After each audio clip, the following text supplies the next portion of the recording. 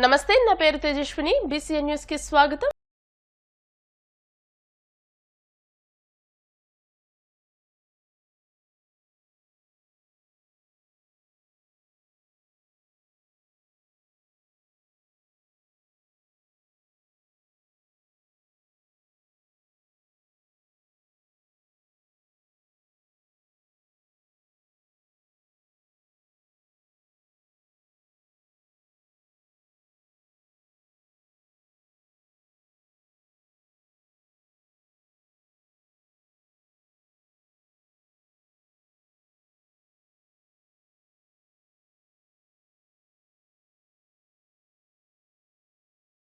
కుట్రలు చేసినా కుతంత్రాలు పన్నినా బెదిరే ప్రసక్తే లేదని వైసీపీ అధ్యక్షుడు ముఖ్యమంత్రి వైఎస్ జగన్మోహన్ రెడ్డి స్పష్టం చేశారు. ప్రజల గుండెల్లో నిలవడం చేతకాని వారు ఎన్ని మాటలు మాట్లాడినా లెక్క చేయబోనని అన్నారు. 15వ రోజు బస్ యాత్ర సందర్భంగా సోమవారం సాయంత్రం కృష్ణా జిల్లా గుడివాడ శివారు నాగవరపాడులో నిర్వహించిన మేమంతా సిద్ధం బహిరంగ సభలో సీఎం జగన్ ప్రసంగించారు. ఇంటింటి అభివృద్ధి, పేదల ఆత్మగౌరవాన్ని నిలబెట్టుకునేందుకు పెత్తందారులతో యుద్ధం చేస్తున్నట్టు తెలియజేశారు. రాష్ట్ర భవిష్యత్తు, పేదల భవిష్యత్తును కాపాడుకునేందుకు జరుగుతున్న ఈ యుద్ధానికి ప్రతి ఒక్కరూ చేయూతనివ్వాలంటూ పిలుపునిచ్చారు. ప్రజలకు మంచి చేశారన్న ధైర్యంతో నిలబడిన తనకు మద్దతు తెలియజేయాలని కోరారు. ఒక్క మీ జగన్ మీద ఎంతమంది దాడి చేస్తా ఉన్నారు అనంటే నిజంగా ఆశ్చర్యం అనిపిస్తుంది. ఒక్క మీ జగన్ మీద ఓ చంద్రబాబు, ఓ ఈనాడు, ఓ ఆంధ్రజ్యోతి, ఓ టీవీ5, ఓ దత్తపుత్రుడు, ఓ బీజేపీ, ఓ కాంగ్రెస్, ఇవన్నీ సరిపోవంటూ ఇన్ని కుట్రలు, ఇన్ని అబద్ధాలు, ఇన్ని మోసాలు, కుటిల పద్మవ్యూహంలో వీరంతా కూడా ఒక్కటై బాణాలు సంధిస్తున్నది ఒక్క మీ జగన్ మీద. మీకు మంచి చేసిన మీ బిడ్డ మీద, మీకు ఆ మంచికి మధ్య మీ సేవకుడిగా ఉన్న ఒక్క మీ బిడ్డ మీద ఇంతమంది దాడి చేస్తా ఉన్నారు. అయినా మీ బిడ్డ అదరుడు, అయినా మీ బిడ్డ బెదరుడు. కారణం ప్రజలనే శ్రీకృష్ణుడి అండ ఉన్న అర్జునుడు మీ బిడ్డ. చేసిన మంచి మీద ఆ దేవుడి మీద నమ్మకం ఉంది కాబట్టి అర్జునుడి మీద ఒక బాణం వేసినంత మాత్రాన కురుక్షేత్ర సమరంలో, కురుక్షేత్ర యుద్ధాన్ని కౌరవులు గెలిచినట్టు కాదు. ఒక బాణం వేసినంత మాత్రాన, జగన్ మీద ఒక రాయి విసిరినంత మాత్రాన, జగన్ మీద ఒక రాయి విసిరినంత మాత్రాన జరగబోయే ఎన్నికల కురుక్షేత్రంలో ఆ దుష్ట చతుష్టయం ఓటమిని, ఆ పెత్తందారుల ఓటమిని, మన పేదల ప్రభుత్వం గెలుపును ఎవ్వరూ ఆపలేరు. ఇలాంటి దాడుల వల్ల నా సంకల్పం చెక్కు చెదరదు. పైగా ఈ స్థాయికి మీరు దిగజారారు అనంటే దాని అర్థం ఏమిటి? ఈ స్థాయికి వారు దిగజారారు అనంటే దాని అర్థం ఏమిటి? విజయానికి మనం అంత చేరువుగా ఉన్నామని, విజయానికి వాళ్ళంత దూరంగా ఉన్నారనే కదా దాని అర్థము.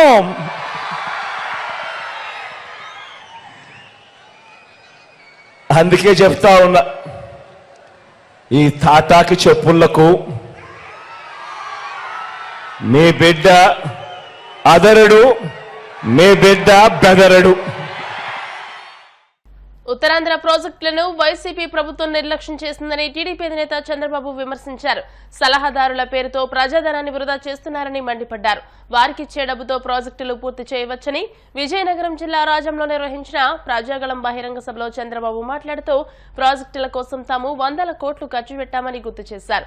సీఎం జగన్ ఖర్చు చేసినట్టు చెప్పేవన్నీ అబద్దాలే అని, చేసేవన్నీ మోసాలే అని ధ్వజమెత్తారు. టీడీపీ అధికారంలో ఉంటే 2020లోనే భోగాపురం విమానాశ్రయం పూర్తయి ఉండేదన్నారు. ఏడాదిన్నరలోగా ఎయిర్పోర్టు నిర్మాణాన్ని పూర్తి చేస్తారని హామీ ఇచ్చారు. తాము చేపట్టిన పనులు కొనసాగితే రాష్ట్రం అభివృద్ధి చెందేదని అన్నారు. జగన్ కు విశాఖ నగరంపై ప్రేమ లేదని, ఆస్తులపై మాత్రమే ప్రేమ ఉందన్నారు. విశాఖలో విజయసాయిరెడ్డి, సుబ్బారెడ్డి పెత్తనం ఏమిటని చంద్రబాబు ప్రశ్నించారు. నేను ఒకటే ఈ యొక్క రాజాం సభలో ఒక సవాలు విసురుతున్నా. జగన్మోహన్ రెడ్డికి, వైసీపీకి, జగన్మోహన్ రెడ్డి నీకొచ్చేది కూలీ జనం, మాకొచ్చేది స్వచ్ఛందంగా వస్తున్నారు. ఒక్కొక్క మీటింగ్ 20 కోట్లు ఖర్చు పెడుతున్నారు. కొన్ని వేల బస్సులు పెడుతున్నారు. బిర్యానీ పాకెట్ ఇస్తున్నారు.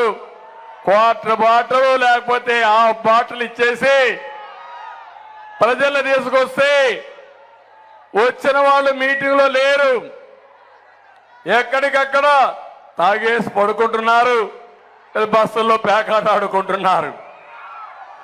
మీలో ఇక్కడ చూస్తే కమిట్మెంట్ ఉండే ప్రజలు ఎక్కడున్నారు? ఈ రాష్ట్రాన్ని బాగు చేసుకోవాలని మీలో తపన కనపడుస్తుంది. అవునా కాదా అని అడుగుతున్నా. నేను ఒకే విషయం చెప్తున్నా. జగన్మోహన్ రెడ్డి, జగన్ కూడా లేదు, జగన్ రెడ్డి పేరు మార్చుకుందాం ఈ రాజ్యం నుంచి. జగన్ రెడ్డి చెప్తున్నాడు. ఇప్పుడు ఆయన మాట్లాడేదానికి చేసేదానికి సంబంధమే ఉండదు. అబద్ధాలు అద్భుతంగా చెప్తాడు, నమ్మించేదానికి చాలా బ్రహ్మాండంగా చెప్తాడు. మీరున్నారో గోతుల బండిట్టే.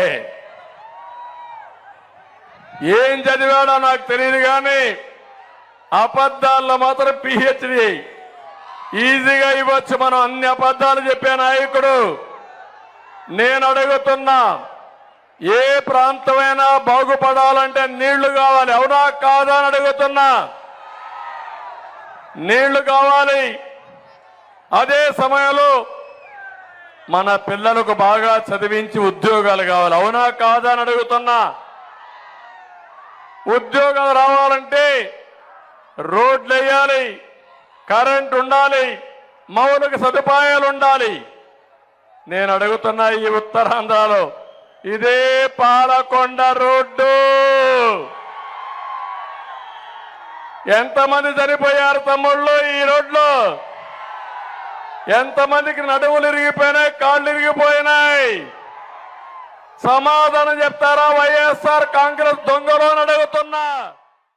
ముఖ్యమంత్రి జగన్ ఏం తప్పు చేశారని రాళ్లు వేశారంటూ మంత్రి గుడివాడ అమర్నాథ్ ప్రశ్నించారు. దాడి చేస్తే జగన్ ఇంట్లో కూర్చుంటారని అనుకోవడం పొరపాటే అవుతుందని ఆయన అన్నారు. సానుభూతి కోసం రాళ్లు వేయించుకోవాల్సిన కర్మ తమకు లేదని చెప్పారు. గాజువాక సభలో వైసీపీపై చంద్రబాబు చేసిన విమర్శలను ఖండిస్తున్నామని అన్నారు. గాజువాకలో చంద్రబాబు మీద వారి పార్టీ వాళ్లే రాళ్లు వేసి వైసీపీని విమర్శిస్తున్నారని మండిపడ్డారు. చంద్రబాబు, పవన్ కళ్యాణ్లకు గెలవలేమనే భయం పట్టుకుందని, అందుకే జగన్ పై రాయితో దాడి చేయించారని దుయ్యబట్టారు. ఇలాంటి దాడులకు జగన్ భయపడరని చెప్పారు. వివిధ సంక్షేమ పథకాలతో ప్రజల మనసుల్లో జగన్ నిలిచిపోయారని, వైసీపీ మరోసారి ఘన విజయం సాధించబోతుందని ధీమా వ్యక్తం చేశారు. టీడీపీ హయాంలో కంటే వైసీపీ ప్రభుత్వ హయాంలోనే ఎక్కువ పెట్టుబడులు వచ్చాయని అమర్నాథ్ తెలియజేశారు. విశాఖ స్టీల్ ప్లాంట్ ప్రైవేటీకరణకు వైసీపీ ఎప్పుడూ వ్యతిరేకమేనని, తాను బ్యాక్డోర్ పొలిటీషియన్ కాదని, తన తాత, తండ్రి కూడా ప్రజా ప్రతినిధులేనని అన్నారు. నిన్ననే గాజువాక నియోజకవర్గంలో తెలుగుదేశం పార్టీ అధినేత అయినటువంటి చంద్రబాబు నాయుడు గారి తాలూకా సభ నిన్న గాజువాక నియోజకవర్గంలో జరిగిన విషయం మీ అందరికీ తెలుసు. ఏ రకంగా ప్రభుత్వం మీద, వైఎస్ఆర్ కాంగ్రెస్ పార్టీ మీద, నాయకుడు జగన్మోహన్ రెడ్డి గారి మీద, మా మీద చేసినటువంటి విమర్శలు మీరందరూ కూడా చూశారు. మీరు ఇందాక చెప్పినట్టు జగన్మోహన్ రెడ్డి గారి మీద జరిగినటువంటి దాడి ఇదేదో జగన్మోహన్ రెడ్డి గారు కావాలని ఎవరో చేశారన్నటువంటిది, ఏదో సింపతి కోసం జరిగినటువంటి అంశంగా దాన్ని నిన్న చంద్రబాబు నాయుడు గారు మాట్లాడడం, వారితో పాటు ఉన్నటువంటి మిత్రపక్షాలు మాట్లాడడం తీవ్రంగా ఖండించాల్సినటువంటి అంశం. జగన్మోహన్ రెడ్డి గారు గడిచినటువంటి 15వ రోజు, ఈ నేటితో 15వ రోజు ఆయన ఎన్నికల ప్రచారం రోడ్ షోని రాష్ట్ర వ్యాప్తంగా నిర్వహిస్తూ ఉన్నారు. కడపలో ప్రారంభమైనటువంటి రోడ్ షో దాదాపు 7-9 జిల్లాలు వారు పర్యటన చేసి వస్తున్నటువంటి ప్రజాభిమానం, ఆయనకు వస్తున్నటువంటి స్పందన, రోడ్ షోలో వస్తున్నటువంటి వేలాది మంది జనం, సిద్ధం సభలకి వస్తున్నటువంటి లక్షలాది మంది ప్రజానికం, ఇవన్నీ చూసి ఓర్వలేక ఏదో రకంగా జగన్మోహన్ రెడ్డి గారిని అడ్డుకట్ట వేయాలి, ఆయన ప్రచారానికి అడ్డుకట్ట వేయాలి, ఏదో రకంగా ఆయన్ని ఇబ్బంది పెట్టాలనేటువంటి ప్రయత్నంలో భాగంగా చేసినట్టుగా కనబడతా ఉంది. వాస్తవంగా అంత పెద్ద రోడ్ షో నిర్వహిస్తున్నప్పుడు జగన్మోహన్ రెడ్డి గారిని టార్గెట్ చేసి ఆయన నుదుటి మీద అది కాస్త కన్నుకి పైన తగిలింది కాబట్టి చిన్నగా బయటపడడం జరిగింది. అదే 1 సెంటీమీటరో 2 సెంటీమీటర్ల కింద తగిలింటే కన్నుపోయేది. అయినా మా నాయకుడికి అసలు సింపతి క్రియేట్ చేసుకోవాల్సినటువంటి అవసరం ఏముంది నాకు తెలియక అడుగుతాను. మేమేం గడిచినటువంటి 5 సంవత్సరాలు ప్రజలకు పనిచేయలేదా? సీఎం జగన్ బస్సు యాత్ర ఉత్సాహంగా జరుగుతోంది. ఏలూరు జిల్లా నారాయణపురం చేరిన జగన్ అక్కడి నుండి బయలుదేరి నిడమరు గణపవరం మీదుగా మధ్యాహ్నానికి ఉండి చేరుకుంటారు. ఉండి శివారులో సీఎం జగన్ భోజన విరామం తీసుకుంటారు. అనంతరం అక్కడి నుండి బయలుదేరి భీమవరం బైపాస్ రోడ్ సమీపంలోని గ్రంథి వెంకటేశ్వరరావు జూనియర్ కాలేజ్ వద్ద సాయంత్రం భారీ బహిరంగ సభను ఏర్పాటు చేశారు. ఇప్పటికే కళాశాల సమీపంలో ఏర్పాటు చేసిన సభా ప్రాంగణాన్ని ఏర్పాట్లను ప్రభుత్వ విప్ ఎమ్మెల్యే గ్రంథి శ్రీనివాస్, నరసాపురం ఎంపీ అభ్యర్థి గుడరి విమాబాల ఇతర నాయకులతో కలిసి పరిశీలించారు. ఈ సభానంతరం పిప్పర, పెరవలి, సిద్ధాంతం హైవే మీదుగా ఈతకోట శివారులో ఏర్పాటు చేసిన రాత్రి బస శిబిరానికి సీఎం జగన్మోహన్ రెడ్డి చేరుకుంటారు. ఇప్పుడు కాసేపు ప్రకటనలు.